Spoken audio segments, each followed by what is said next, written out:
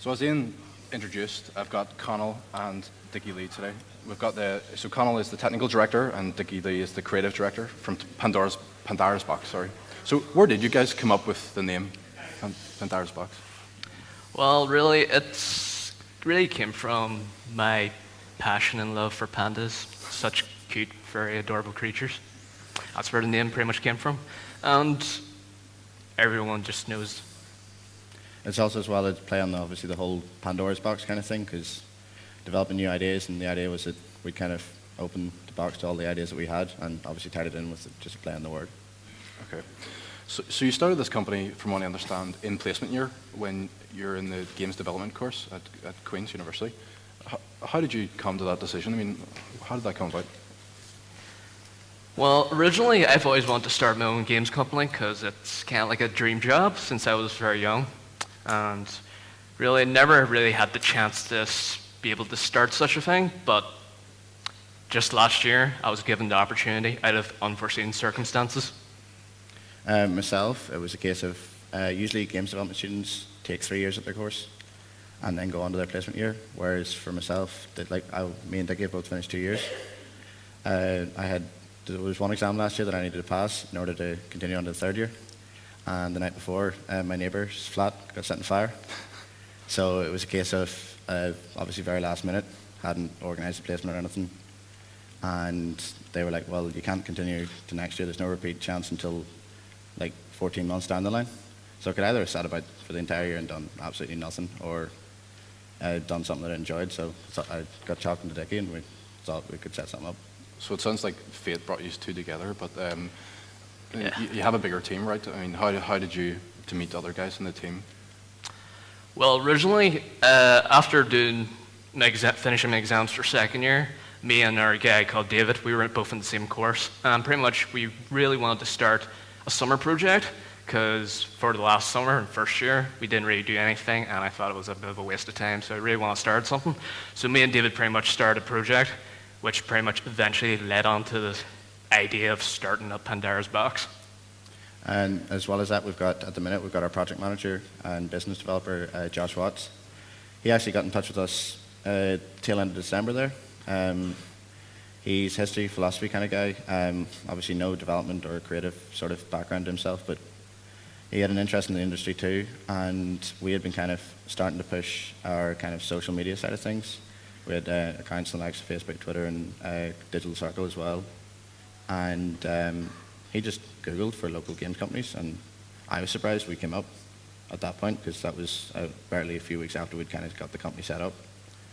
And he was basically offering to give us a hand with organising our projects and kind of helping us with the financial and business side of things, which Dicky might have had a little bit of experience in, but I was going in purely from the creative development side of things and had no clue how to run a business really.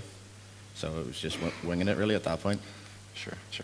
So you guys are working on a game right now. I mean, can you talk a bit about that? Well, first, we were working on a platformer, but because we were working on it for too long, we kind of wanted to take a break, so we worked on a side project, which is known as Slambo. It's now out on the iOS store and the Android store, and it's kind of like a endless runner, a color-themed one. It's kind of like a crossover of Temple Run and Guitar Hero, let's just say. And at the moment, it's actually hit, how many countries is it, like 16? 15, 16. Something. It's hit 16 different countries, download-wise and purchases, and really, me and Conall, we didn't originally intend for this to make us any money or any... No, it was a case of we were working with, like, there's the Slime obviously is our main character in our platformer, and it was pretty much a case of bored one day working on the main project, and we thought, what else can we do with this? And we were just picking random words, and the word rainbow came up in my head, and I just said, is there any games that use that as like a game mechanic? And went online to look for it, and couldn't really see anything that pretty much just used colours as the main focus in that sort of sense. So literally, like it's a fairly simple game. It's just you're running along a rainbow, and you have to change your character's colour to build up points to match what's coming down. But that type of game just didn't seem to be out there, so we thought it'd be a bit of fun, throw it up, and we basically butchered the previous game that we've been working on, shifted the camera about a bit, and locked the running, and that was it. So how long did it take, assuming that you had a little bit of work already, how long did the runner game take to develop? For development time, only really a couple of weeks, but it was a case of, as at the same time we were working on trying to get the company set up like officially as a business and getting all our like bank and financials, all that kind of stuff in order. It ended up, the development was stretched over a couple of months, but it was like fairly short turnaround when it came down to it. Okay. For those who maybe don't know what a platformer means, can you talk a bit about that? Do you want to show them, or? Yeah, Right. certainly. But basically, like the likes of Kirby, Mario, Sonic, those kind of games. It's just a case of like running along the screen, jumping on platforms, picking up items, that sort of simple sort of classic gameplay that like everybody kind of can quickly pick up and have a go at it. On screen at the minute is our first game, Slambo.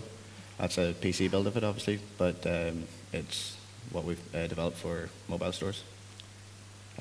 Dicky, do you want to explain what you're doing, or? It's fairly straightforward, to be fair, but Sure, Conall, why don't you narrate? I can't see it, it's everywhere. It's obviously a simple case of, other than the blacks, which there's no colour there, so you just avoid them, jump over them, anything else. Just match the colours it comes. He's cheated there and activated the invincibility because he didn't seem to be good enough there, but yeah, obviously you build up points in a multiplayer as you hit consecutive matching colours at the same time, and it obviously gradually picks up speed. It's just to see how long you can last before getting hit with the wrong colours 3 times, and just try and beat each other's high scores, I guess. So who's got the top score in the office then?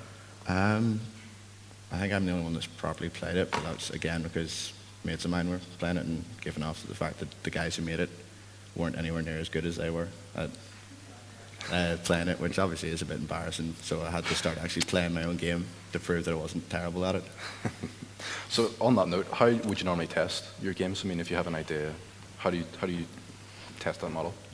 It's a case of if we come up with something, we'll come up with like a basic sort of art asset for it, just to throw it into the game that we're working on.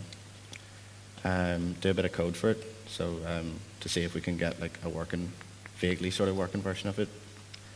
And then we'll play a lot of it ourselves, but you can only go so far with that because you do kind of get numb to if you're constantly playing the same thing. So we'll take it into the guys that do the same course as us. Because like we work out of the student union at Queen's, so we've easy access to the labs that we're used to doing our course in. Drop in there, say to the guys that are maybe sitting playing games themselves, do you just want to take a look at this, see what you think. Obviously they're all gamers themselves, so they're going to have a good sense of what's fun and decent, and they'll rip into us if it's awful, like so. Sure. So you have a team of 4, is it, that were in Pandora's? Currently, I think it is. Well, at the minute we've got a lad, Alan, he's 6th year. He's just doing work shadowing with us. Okay. That's another thing we're kind of hoping to try and work on, is maybe give a platform for students to come in.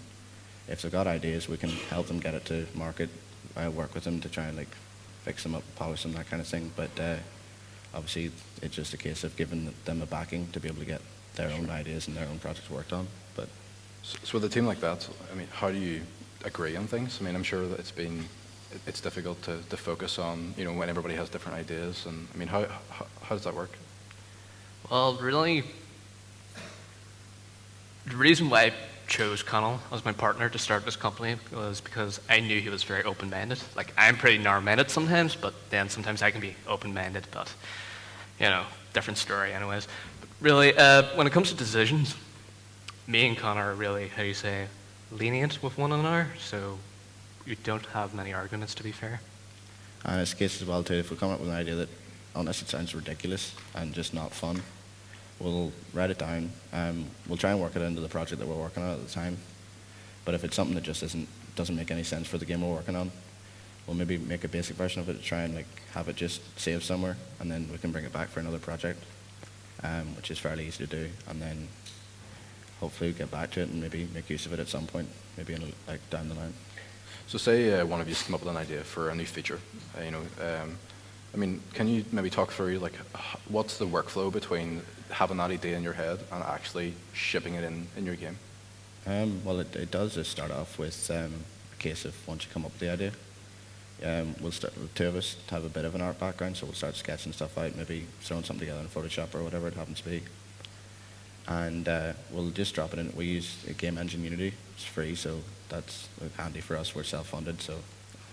And the idea then is that we'll try and work something within the game, try and get a bit of code behind it, see if we can get it working, and if it fits, obviously, with what we're doing, we'll polish it, keep working on it, try and improve it, because obviously when you first put something, it'll maybe work, but not be fun. So it's a case of then, if we get to that point where we feel it's fun, we'll keep it in. Otherwise, we'll just keep going back and reiterating upon what we've already worked on, that kind of thing. Okay. So you mentioned that you'd spent a little bit of time doing the runner game as a break between the platformer. I mean, how long have you been doing the platformer entirely so far, development-wise? The runner game? No, the platform. Oh, platformer. Well, recently, the platformer was originally our first project that we worked on, but because we got tired of it, we came on to Slambo, and Slambo took a couple of months, was it? And after that, we moved on back onto the platformer, but we kind of had to rebuild it from scratch because the previous framework we were working on, I just made it very, very dodgy version, to be fair. I wasn't enjoying working with it. I was making myself more work with how I was doing it. Then as well too, the new updates to the engine had made it easier to develop with 2D games. So it was more beneficial for us to kind of scale back what we've been working on. We still obviously had all our assets kept and the general code bases. But what's assets for this? Basically like the artwork. Okay. You then can put it and create it like a sprite. So it's the image that you put into the actual game. We had all those that could just easily be dropped straight back into the like any other projects. So obviously, with Slimebo, if there was something we developed, you could bring those things back into other projects because obviously there's people make sequels and make other different things. Okay. So what has been your biggest challenge? I mean, I guess it's a question for each of you. Well, really, my biggest challenge really is balancing everything. Because I failed one of my modules for second year to get into third year, I have to repeat the exam this year, so really I have to balance between revising for the exam, the company work, and because I'm living in Belfast this year, I'm renting a house, and I don't really have much money this year, so money is the biggest issue for me. So I'm a Cookstown man. I'm from Cookstown. I'm raised in Cookstown. So I have to go back and forth every weekend just for one day just to work part-time in my family's restaurant, Dragon Garden. You serve it? Sorry for advertising. Sorry, I shouldn't have mentioned the name. Really, I go back on Saturday morning, like 8:30 bus in the morning, get back, take a nap, get straight into work till 12 or 3 in the morning, go to bed for a couple of hours, and then I get the morning bus back on Sunday, back into Belfast, and really, my wages pretty much get spent on getting to and from Belfast, so really, I'm not really making any money. So you must be very passionate, I guess, with that's not being able to go Oh out yes, and definitely. totally committed to the project. Well, that's the main reason we kind of started the whole thing was I obviously as a developer I could have gone into general, well Dicky could have the same, gone into a general sort of software placement job, but my focus obviously why I went on the games development pathway was I wanted to work on projects that I was creative behind, and there within the country it's a growing industry, like the likes of Digital Circle, they're a kind of organisation that help kind of band together all the creative types within the country. They have a stand downstairs, I believe, as well. Oh, fair enough. But they organise meetings. There's this thing called Block 54, which takes place in Belfast, and there's various development teams will meet up. And even we've only been in a few of them so far, but each time we've gone, there's been more teams kind of popping up. So it's growing, but obviously to get a placement with small teams such as ourselves, there's not really all that much room to take on more people. which is something that we're hoping to try and improve on in the future. We're trying to get maybe a platform there within, say, Queen's is our base, so for students maybe coming through there, not just restricted to Queen's, of course, but they could kind of come on, maybe do placements, do a bit of experience with us to try and work within the industry. I guess that leads on quite nicely to my last question, which is, if anyone's sitting in the room here today that, likes the idea of games development and wants to get into that industry, you mentioned Digital Circle and Black 54, I mean, what advice would you give them? Always try looking through ideas. Try and test out what your interests are, whether if you're art, constantly be working on your portfolio. That's one of the main things really in the industry, is as well as obviously getting the degree or whatever behind you, having worked on things. Obviously it's a very kind of practical sort of job, so you need that experience behind you, and the only way you can do that is constantly working on your skills. So try maybe, if you haven't done development, try a bit of coding, do something basic, see if it's something you could be interested in, and just be willing to put in the time and the hours, really. Okay. If the guys, if there's any questions, I don't think we have much time for questions, but if there's any questions, it's Pandara's Box on Twitter, right? Pandara's, yes. Pandara's Box on Twitter. Give a round of applause, please, for the guys.